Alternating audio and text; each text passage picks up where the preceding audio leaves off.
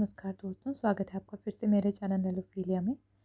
हमने पिछली 2 वीडियोस में experimental control and it's variables and types की बात की थी, ठीक है। और हमने उन 2 वीडियोस में इसको डिस्कस किया था। आज हम एक्सपेरिमेंटल कंट्रोल की बात करेंगे, ठीक है। तो समझ लेते हैं सबसे पहले कि एक्सपेरिमेंटल कंट्रोल होता क्या है। कहता है कि वो अटेम्प्ट जिसमें एक फिनोमिनन को प्रोड्यूस किया जाता है, ठीक है, किसी प्रोसेस को प्रोड्यूस किया जाता है एक प्योर कंडीशन में, उसके एनवायरनमेंट को रेगुलेट करके, ठीक है। जब कोई साइंटिस्ट या फिर कोई साइकोलॉजिस्ट जो है वो एक फिनोमिनन को प्रोड्यूस करता है, ठीक है, प्योर कंडीशंस में, उसके एनवायरनमेंट को रेगुलेट करके, तो आप इसको क्या बोलोगे? कंट्रोलिंग द सिचुएशन या कंट्रोलिंग द एक्सपेरिमेंट। कि आप सिचुएशन को कंट्रोल कर रहे हो, कौन सी सिचुएशन को? अनडिज़ायरेबल अनवांटेड सिचुएशंस को, तब आप कहोगे कि ये क्या है? एक्सपेरिमेंटल कंट्रोल है, ठीक है। The problem of adequate control in experimental research is difficult one, no doubt, ठीक है।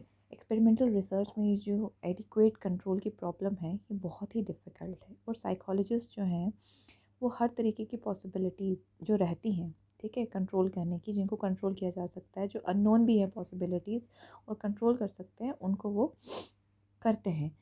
और दीज कैन, इससे रिजल्ट्स इन्फ्लुएंस हो सकते हैं। अगर आपको पता नहीं है कि क्या चीज़ कंट्रोल करनी है, कौन सी अनडिज़ायरेबल चीज़ है जो कंट्रोल करनी है, अननोन है वो चीज़ आपके लिए, तो ऑफ कोर्स रिजल्ट्स में जो है रिजल्ट्स आपके अप्रोप्रिएट नहीं आएंगे, ठीक है, ठीक से नहीं आएंगे, सही से नहीं आएंगे।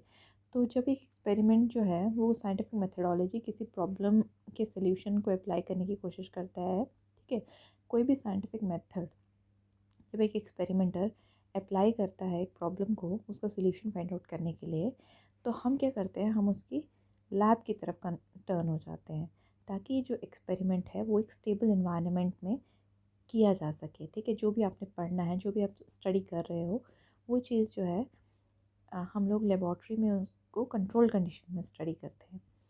तो प्योर कहने से क्या मतलब है? प्योर कहने से मतलब है कि जो आपका रिसर्चर है, ठीक है, जो एक्सपेरिमेंटर है, वो क्या करना चाहता है? He wants to make certain, वो क्या श्योर करना चाहता है कि जो फिनोमिनन वो पढ़ना चाहता है, ठीक है, जो फिनोमिनन वो ऑब्जर्व करना चाहता है वही प्रेजेंट हो, और and it is allowed to vary only in the response to the similar he presents in it. और वो जो रिस्पॉन्स एलिसिट करवाना चाहता है जिस स्टिमुलाई से, वही एलिसिट होना चाहिए, तभी इसको प्योर कहा गया है, ठीक है। और तभी जो है कंट्रोल कंडीशंस लैब में क्रिएट की जाती हैं। किसी भी एक्सपेरिमेंट में हम लोग क्या करते हैं? हम लोग इंडिपेंडेंट वेरिएबल और डिपेंडेंट वेरिएबल को रिलेट करने की कोशिश करते हैं, ठीक है। उनके बीच में कॉज और इफ़ेक्ट का रिलेशनशिप फाइंड आउट करने की कोशिश करते हैं। और वो कैसे करते हैं? हम लोग इंडिपेंडेंट वेरिएबल को चेंज करते हैं और उसका इन्फ्लुएंस डिटरमिन करने की कोशिश करते हैं डिपेंडेंट वेरिएबल में कैसा है। तो लाइक कोई सब्जेक्ट है आपका वाई, ठीक है, डज़ नॉट वेरी, वो वेरी नहीं करेगा अगर आपका कोई इंडिपेंडेंट वेरिएबल जो है वो वेरी नहीं करेगा। X does not very, but it is difficult, कहते हैं कि बहुत ही डिफ़िकल्ट है कि आप बिल्कुल कांस्टेंट कंडीशंस क्रिएट कर दें एक एक्सपेरिमेंट डिज़ाइन करते समय। ऐसा नहीं होता है, फिर भी कुछ ना कुछ रहता ही है। जो मेन ऑब्जेक्ट रहता है कंट्रोल ऑफ एन एक्सपेरिमेंट, वो क्या रहता है कि आपने क्या इंश्योर करना है कि जो इन्फ्लुएंस है रेलेवेंट वेरिएबल्स का, रेलेवेंट वेरिएबल्स का जो इन्फ्लुएंस है वो सेम होना चाहिए सारे सब्जेक्ट्स के लिए, और वो एक्सपेरिमेंट के दौरान चेंज नहीं होना चाहिए। अगर एक्सपेरिमेंटल वेरिएबल्स जो हैं वो प्रॉपरली कंट्रोल नहीं किए जाते हैं, तो we shall never know whether it is independent variable or some other uncontrolled relevant variable in the experiment which is producing these changes in the independent variable। तो हम ये नहीं प्रेडिक्ट कर सकते हैं कि इंडिपेंडेंट वेरिएबल की वजह से चेंजेस आ रही हैं इंडिपेंडेंट वेरिएबल में, कि या फिर कोई दूसरा रेलिवेंट अनकंट्रोल्ड रेलिवेंट वेरिएबल है जिसकी वजह से ये चेंज आ रही है। कब नहीं हम फाइंड आउट करेंगे? अगर वेरिएबल्स जो हैं उनको प्रॉपरली कंट्रोल नहीं किया जाएगा, एक्सपेरिमेंटल वेरिएबल्स को। तो कंट्रोल जो है उसे क्या बोला जाता है? एक एक्सपेरिमेंट की ब्रेथ है, regarded the very breath of an experiment, सांस है, ठीक है, लाइफ लाइन है, हम कह सकते हैं। An experimenter exercises control of independent variable experimenter क्या करता है, वो इंडिपेंडेंट वेरिएबल पर कंट्रोल जो है वो करता है when it is varied in a known and specified manner. जब इसको वेरी किया जाता है एक नोन और एक स्पेसिफिक मैनर में, एंड स्टडीज़ फंक्शनल रिलेशनशिप, और फंक्शनल रिलेशनशिप इंडिपेंडेंट वेरिएबल और डिपेंडेंट वेरिएबल के बीच का जो है उसको स्टडी किया जाता है। जो नीड है कंट्रोल की एक्सपेरिमेंट में वो कंफाउंडिंग को प्रिवेंट करने के लिए। ठीक है, अब कंफाउंडिंग क्या है इसको समझते हैं। Refer to as a mixing of effects, जब आपके इफेक्ट्स मिक्स होने लगते हैं, where in the effects of the exposure under study on a given outcome are mixed and with the effects on additional factor or set of factor resulting in a distortion of a true relationship. तो confounding क्या करते हैं, exposure देते हैं, ये क्या कर देते हैं, इफेक्ट्स को मिक्स कर देते हैं। पता नहीं लगता है कि इंडिपेंडेंट वेरिएबल की वजह से हो रहा है या अनकंट्रोल्ड रेलिवेंट वेरिएबल्स की वजह से हो रहा है। ठीक है, ये एक्सट्रेनियस फैक्टर्स होते हैं जो रिजल्ट्स में क्या डिस्टॉर्शन लाते हैं। ठीक है, रिजल्ट्स उतने अप्रोप्रिएट नहीं लाते हैं, ट्रू रिलेशनशिप के बीच का ट्रू रिलेशनशिप जो है वो पता नहीं चलता है। तो ये काम कौन करता है, कंफाउंडिंग करता है। तो ये कंट्रोल जो है एक्सपेरिमेंट में इसीलिए किया जाता है ताकि इन कंफाउंडिंग को प्रिवेंट किया जा सके, इनको रोका जा सके। कंफाउंडिंग कब होती है, जब कोई एक्सट्रेनियस वेरिएबल जो है वो सिस्टमेटिकली रिलेट हो जाता है इंडिपेंडेंट वेरिएबल और अफेक्ट करता है डिपेंडेंट वेरिएबल को। ठीक है, उसकी वैल्यूज़ को, दो या ज़्यादा ग्रुप्स हों इन्वेस्टिगेशन में अगर तो एक्सपेरिमेंटल कंट्रोल जो है तब डायरेक्ट होना चाहिए। Intentional regulation of experimental variables of which there are two classes. Intentional regulation होता है एक्सपेरिमेंटल, इंटेंशनल मतलब जानबूझकर रेगुलेट किया जाता है एक्सपेरिमेंटल वेरिएबल्स को। ठीक है, उसकी दो क्लासेस है, एक इंडिपेंडेंट दूसरा एक्सट्रेनियस। डिपेंडेंट वेरिएबल जो है वो थर्ड क्लास है which we seek to indirectly by exercising independent variable, जो हम कैसे निकालते हैं इंडिपेंडेंट वेरिएबल में चेंज करके। ठीक है, फिर एक्सट्रेनियस वेरिएबल अगर एडिक्वेट कंट्रोल रहेगा तो हमें क्या मिलेगा, कॉजल रिलेशनशिप की। इंडिपेंडेंट वेरिएबल डिपेंडेंट वेरिएबल में जो है कॉज और इफेक्ट रिलेशनशिप क्या है। ठीक है, वो हमें किसकी वजह से मिलेगा, अगर एडिक्वेट कंट्रोल रहेगा एक्सट्रेनियस वेरिएबल्स पे। अगर एडिक्वेट कंट्रोल नहीं है, ठीक है, तो कंक्लूजन जो है वो टेम्पर्ड होगा। ऑब्वियसली रिजल्ट जो है वो आपके डिस्टॉर्टेड होंगे, वो उतने सही नहीं आएंगे। ठीक है, अप्रोप्रिएट नहीं होंगे। तो देयर आर एसेंशली कहता है कि दो तरीके हैं जिसमें इन्वेस्टिगेटर क्या करता है, इंडिपेंडेंट वेरिएबल पे अपना कंट्रोल जो है वो एक्सरसाइज करता है। एक तो पर्पसिव वेरिएशन हम बोलें या मैनिपुलेशन कहें वेरिएबल की। दूसरा selection of the desired values of the variable from a number of values that already exist, कि हमें डिज़ायर्ड वैल्यू को सिलेक्ट कर लेना है जो कहाँ से, जो कुछ बहुत सारी वैल्यूज़ ऑलरेडी एग्जिस्ट करें उस समय, उसमें से हमें जो है डिज़ायर्ड वैल्यू को सिलेक्ट कर लेना है। पर्पसिव मैनिपुलेशन मतलब जानबूझकर जो मैनिपुलेट करते हैं, ऑल्ट्रेशन हम लोग करते हैं, वो कब होगी, जब इन्वेस्टिगेटर डिटर्मिन करेगा क्या, value of the independent variable, independent variable की वैल्यू को डिटर्मिन करेगा, फिर उन वैल्यूज़ को क्रिएट करेगा और फिर डिटर्मिन करेगा कि कौन से ग्रुप को में कौन सी वैल्यू रिसीव हो रही है। और सिलेक्शन कब होगा, ठीक है, सिलेक्शन तब होगा when the investigator chooses participants who already possess the desired values। उन पार्टिसिपेंट को चूज करेगा जिनके पास ऑलरेडी जो वैल्यूज़ होनी चाहिए वो ऑलरेडी उनके पास हैं। ठीक है, इंडिपेंडेंट वेरिएबल्स की। तो we must identify some extraneous variables that might affect the behaviour of an organism. और हमें ये करना ही करना है क्या, ऐसे वेरिएबल्स को, एक्सट्रेनियस वेरिएबल्स को आइडेंटिफाई करना है जो एक ऑर्गेनिज्म के बिहेवियर को अफेक्ट करेंगे। ठीक है, जिस एक ऑर्गेनिज्म कौन सा, वो वाला ऑर्गेनिज्म जो आपका सब्जेक्ट है जिसको आप स्टडी कर रहे हो। बहुत सारी टेक्निक्स हैं जो अप्लाई की जाती हैं टू कंट्रोल दीज वेरिएबल्स, इन वेरिएबल्स को कंट्रोल करने के लिए, जिसकी वजह से डिपेंडेंट वेरिएबल में चेंज आती है, will be ascribe to the independent variable rather than to the controlled extraneous variables. ठीक है, ऐसी टेक्निक्स हैं जिनको हम अप्लाई करते हैं जिसकी वजह से हम लोग डिपेंडेंट वेरिएबल में जो है चेंजेस देख सकते हैं। According to McGuigan the word control, McGuigan क्या कहते हैं कि जो कंट्रोल है, कंट्रोल कहने से हमारा मतलब क्या है, हम लोग बार बार कंट्रोल कंट्रोल कंट्रोल कह रहे हैं कि एक्सपेरिमेंटर के पास ऐसी पावर होती है कि वो ऐसी कंडीशंस एक्सपेरिमेंट में क्रिएट कर सके ताकि ऐसे उसे मैनिपुलेट कर सके सिस्टमेटिकली, ताकि वो अपने डिज़ायर्ड आउटकम उसको मिले। ठीक है, एक साउंड एम्पिरिकल कंक्लूजन उसको मिले। तो कंट्रोल वो पावर है एक्सपेरिमेंटर की जिसकी वजह से वो साउंड एम्पिरिकल कंक्लूजन्स जो है वो विदड्रॉ कर सकता है। ठीक है, वो ड्रॉ कर सकता है, उन तक पहुंच सकता है। अब टाइप्स क्या हैं कंट्रोल के, दो तरीके के कंट्रोल हैं, एक फंक्शनल कंट्रोल है, दूसरा फैक्टोरियल कंट्रोल है।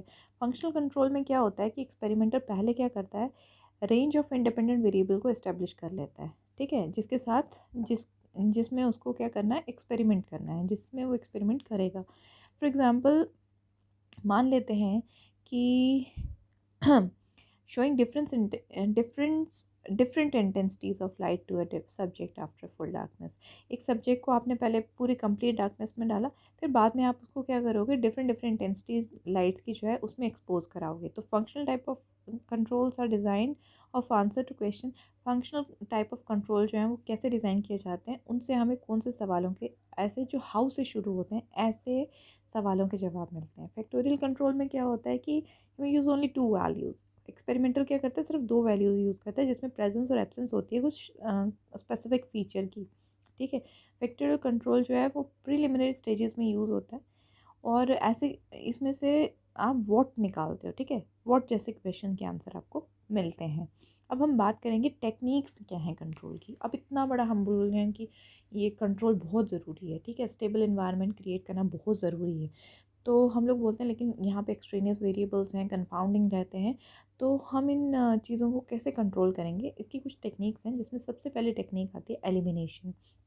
सबसे डिज़ायरेबल वे है एक्सट्रेनियस वेरिएबल्स को कंट्रोल करने का कि हम सिंपली उन्हें एलिमिनेट ही करते हैं एक्सपेरिमेंटल सॉल्यूशंस में से। फॉर एग्जांपल कुछ लेबॉर्ट्रीज जो हैं वो साउंड प्रूफ होती हैं और कम्प्लीटली ओपेक होती हैं, ताकि जो एक्सट्रेनियस बाहर एक्सटर्नल नॉइसेज हैं या लाइट्स हैं उनको एलिमिनेट किया जा सके। इवन देन जो बड़े सारे ऐसे मोस्ट एक्सट्रेनियस वेरिएबल्स होते हैं जिनको हम एलिमिनेट नहीं कर सकते, और other external variables then one would have a hard time eliminating. कुछ और ऐसे हैं लाइक जेंडर है, एज है, इंटेलिजेंस है, इनको आप एलिमिनेट नहीं कर सकते हो। तो फिर इसीलिए और टेक्निक्स भी आने लगी धीरे धीरे, क्योंकि जब आपकी एक चीज़ जो है वो उतनी अप्रोप्रिएट नहीं है अगर एक मेथडोलॉजी के लिए, तो फिर आप दूसरा उसको निकाल लेते हो कोई सोल्यूशन, ठीक है। तो सेकंड पॉइंट क्या रहेगा, कॉन्स्टेंसी ऑफ द कंडीशन। दूसरा, आप कंडीशंस को कांस्टेंट कर सकते हो। एक्सटर्नल वेरिएबल्स जिनको आप एलिमिनेट नहीं कर सकते, आप उनको through out the experiment constant रख सकते हो। लाइक सेम वैल्यू अगर प्रेजेंट है, सेम वैल्यू है अगर, तो जितने भी पार्टिसिपेंट्स हैं उनके लिए, तो लाइक मान लेते हैं दिन का समय है, ठीक है, वो एक इम्पॉर्टेंट वेरिएबल रहेगा कि लोग परफॉर्म करते हैं better on the dependent variable in the morning में, ठीक है, ज़्यादा बेटर परफॉर्म करते हैं देन इन द आफ्टरनून। तो to hold time of the day constant, all participants might be studied about the same hour on successive days. तो ये जो टाइम है दिन वाला, इसको कांस्टेंट रखने के लिए जितने भी पार्टिसिपेंट्स हैं आप उनको सक्सेसिव डेज में सेम समय पर जो है स्टडी करोगे, ठीक है। One of the standard applications of the technique of holding condition constant is to conduct experimental sessions in the same room। और क्या करोगे आप स्टैंडर्ड एप्लीकेशंस के लिए, सिचुएशंस को कांस्टेंट रखने के लिए, कि जो भी आपके एक्सपेरिमेंटल सेशंस हैं वो सेम रूम में परफॉर्म हो, ताकि जो भी कुछ इन्फ्लुएंस रहेगा किसी पर्टिकुलर करेक्टरिस्टिक रूम का, जो भी पर्टिकुलर करेक्टरिस्टिक्स रहेंगे उसका जो इन्फ्लुएंस रहेगा, लाइक ऑर्डर कैसा है, कलर कैसा है, वॉल्स का, फर्नीचर कैसा है, लोकेशन कैसा है, तो ये सभी पार्टिसिपेंट्स के लिए इक्वल रहेगा, ठीक है। अब थर्ड पॉइंट जो आया दैट इज़ बैलेंसिंग। अगर आप कांस्टेंट नहीं रख सकते, एलिमिनेट नहीं कर सकते, तो आप बैलेंस कर सकते हो। जब ये फिजिबल नहीं है कि कांस्टेंट नहीं रख सकते आप कंडीशंस को, तो आप इफेक्ट को, जो एक्सट्रेनियस वेरिएबल्स हैं उनके इफेक्ट को बैलेंस आउट कर सकते हो। तो इसमें दो सिचुएशंस रहती हैं बैलेंसिंग में, जहाँ पे where one is unable to identify the extraneous variables, हमें नहीं पता चलता कि एक्सट्रेनियस वेरिएबल्स कौन से हैं। और दूसरा क्या रहेगा, where they can be identified and one take special step, दूसरे में आप आइडेंटिफाई भी करते हो और स्पेशल स्टेप्स भी ले लेते हो उसको कंट्रोल करने के। इस मेथड में क्या रहता है कि जो रिलेटेड वेरिएबल्स का इफेक्ट है उनको रिमूव किया जाता है। We increase the intensity of the independent variable. हम इंडिपेंडेंट वेरिएबल की, बड़ा ध्यान से सुनिएगा, बैलेंसिंग में हम लोग क्या करते हैं कि जो इंडिपेंडेंट वेरिएबल है उसकी इंटेंसिटी को इंक्रीज़ कर देते हैं। सपोज़ एक एक्सपेरिमेंट में कुछ अनकंट्रोलेबल साउंड इफ़ेक्ट्स रहते हैं, ठीक है, ऐसे साउंड इफ़ेक्ट्स रहेंगे जिनको आप कंट्रोल नहीं कर सकते, ठीक है। और वो क्या हैं, वो साउंड इफ़ेक्ट्स क्या हैं, वो मेजरमेंट है डिपेंडेंट वेरिएबल का। अब इन्फ्लुएंस क्या रहेगा साउंड का, could be eliminated by producing. अब आप कैसे उसको इन्फ्लुएंस करोगे कि या तो उसको एलिमिनेट करें by producing more powerful sound in the laboratory. Laboratory में आप उससे ज़्यादा पावरफुल साउंड क्रिएट करके उसको उसके इफेक्ट को निल कर सकते हो, क्योंकि अगर कोई भी इफेक्ट इमर्ज होता है लाउडर साउंड से तो वो कांस्टेंट रहे, क्योंकि जितने भी सब्जेक्ट्स हैं वो उससे ज़्यादा ऊंची आवाज़ से जो है अफेक्ट हो रहे हैं, ठीक है, उनके ऊपर उसका असर पड़ रहा है। What ever the extraneous variable, जो भी एक्सट्रेनियस वेरिएबल होगा, इफेक्ट जो होंगे वो बैलेंस हो जाएंगे by use of control group के यूज़ से। और जो कंट्रोल ग्रुप है, ठीक है, सिर्फ एक difference except for one difference छोड़ के is similar in all respects to the experimental group. Controller group जो एक्सपेरिमेंटल ग्रुप है वो दोनों सेम है, सिर्फ उनमें फ़र्क क्या है कि एक्सपेरिमेंटल ग्रुप में इंडिपेंडेंट वेरिएबल जो हैं वो एक्सपेरिमेंटल ग्रुप में इंडिपेंडेंट वेरिएबल को इंट्रोड्यूस किया जाता है, जबकि कंट्रोल ग्रुप में एक्सपेरिमेंटल वेरिएबल्स को इंडिपेंडेंट वेरिएबल को इंट्रोड्यूस नहीं किया जाता है। ध्यान से सुनिएगा फिर से, कंट्रोल ग्रुप जो है और एक्सपेरिमेंटल ग्रुप जो है उसमें क्या फ़र्क है कि एक्सपेरिमेंटल ग्रुप में इंडिपेंडेंट वेरिएबल इंट्रोड्यूस किया जाता है और कंट्रोल ग्रुप में इंडिपेंडेंट वेरिएबल इंट्रोड्यूस नहीं किया जाता है, ठीक है। ये थर्ड पॉइंट था। फोर्थ पॉइंट की बात करेंगे, equating the control and experimental groups. Control group और एक्सपेरिमेंटल ग्रुप को इक्वेट कर सकते हैं हम लोग, ठीक है। 3 मेथड्स हैं इसके matching the control experimental groups को करने के लिए। सबसे पहले मैच्ड पेयर टेक्निक आती है। इसमें क्या होता है, administration of some test on an outside variable that is thought to correlate with the measure or dependent variable. इसमें क्या किया जाता है कि कुछ ऐसा टेस्ट जो है वो एडमिनिस्टर करना है आपने ऐसे वेरिएबल पे, आउटसाइड वेरिएबल पे, जो माना जाता है कि डिपेंडेंट वेरिएबल का मेजर है या उससे को रिलेट करता है। अब पार्टिसिपेंट्स जो हैं, जब उनको मैच किया जाएगा ऑन की वेरिएबल्स, वो क्या शेयर करेंगे, ऐसे characteristics relevant to the topic of the study, जो आप टॉपिक स्टडी कर रहे हो उससे रेलिवेंट है, उससे रिलेट करते हैं। One member of each pair is placed into the group. Her member जो है, ईच पेयर, वन मेंबर, हर पेयर में से एक मेंबर जो है वो कंट्रोल ग्रुप में प्लेस किया जाएगा और दूसरा जो है वो एक्सपेरिमेंटल ग्रुप में किया जाएगा। अब ये जो मैच पेयर टेक्निक है ये थोड़ी सी बोरिंग है, ठीक है। क्यों, थोड़ी लंबी है, लेबोरियस है। आपने पहले क्या करना है, उन वेरिएबल्स को मेजर करना है, फिर उनको मैच करना है, फिर उनके करेक्टरिस्टिक्स को शेयर करना है, ठीक है। उसके बाद हर पेयर में से एक को कंट्रोल ग्रुप में डालना है, एक्सपेरिमेंटल ग्रुप में डालना है। थोड़ा सा लेबोरियस हो जाता है, थोड़ा मेहनत का काम हो जाता है। फिर एक और टेक्निक है इसी में, रैंडमाइज ग्रुप टेक्निक। इसमें आप क्या करते हो कि जो इंट्रा सब्जेक्ट वेरिएबिलिटी रहती है वो आप रैंडम असाइनमेंट करते हो सब्जेक्ट्स का। आपके पास जो भी गिवन सैम्पल है एक्सपेरिमेंटल और कंट्रोल ग्रुप का, आप उसको रैंडमली असाइन कर देते हो। तो ग्रुप रैंडम असाइनमेंट क्या करती है, जितने भी सिस्टमेटिक बायस हैं उनको रिमूव कर देती है, एलिमिनेट कर देती है, जो बाद में बायस क्रिएट करें, ठीक है। तीसरा जो आएगा काउंटर बैलेंसिंग मेथड है, कि अगर ये 2 काम आप नहीं कर सकते तो आप काउंटर बैलेंस कर सकते हो। कुछ एक्सपेरिमेंट्स में बहुत ज़रूरी हो जाता है कि कुछ ऐसे प्रोग्रेसिव चेंजेस हैं जो हमें दिख रही हैं in the subject response as he continues to serve in the experiment, उनको कंट्रोल करना नेसेसरी टू कंट्रोल ऐसी प्रोग्रेसिव चेंजेस को जो हमें सामने दिखाई दे रही हैं। It is to use a sequence of experimental and control conditions. तो ऐसा है जैसे एक्सपेरिमेंटल और कंट्रोल उनका जो सीक्वेंस है उनके प्रैक्टिस इफेक्ट को नलिफाई करना, ठीक है। प्रैक्टिस एंड फटीग इफेक्ट्स जो हैं are often present in psychological experiment, they are refer to as constant errors. कहते हैं जो भी प्रैक्टिस और फटीग के इफ़ेक्ट्स जो आएंगे, ठीक है, एक साइकोलॉजिकल एक्सपेरिमेंट में, तो उनको क्या बोला जाता है, उनको कांस्टेंट एरर्स बोला जाता है।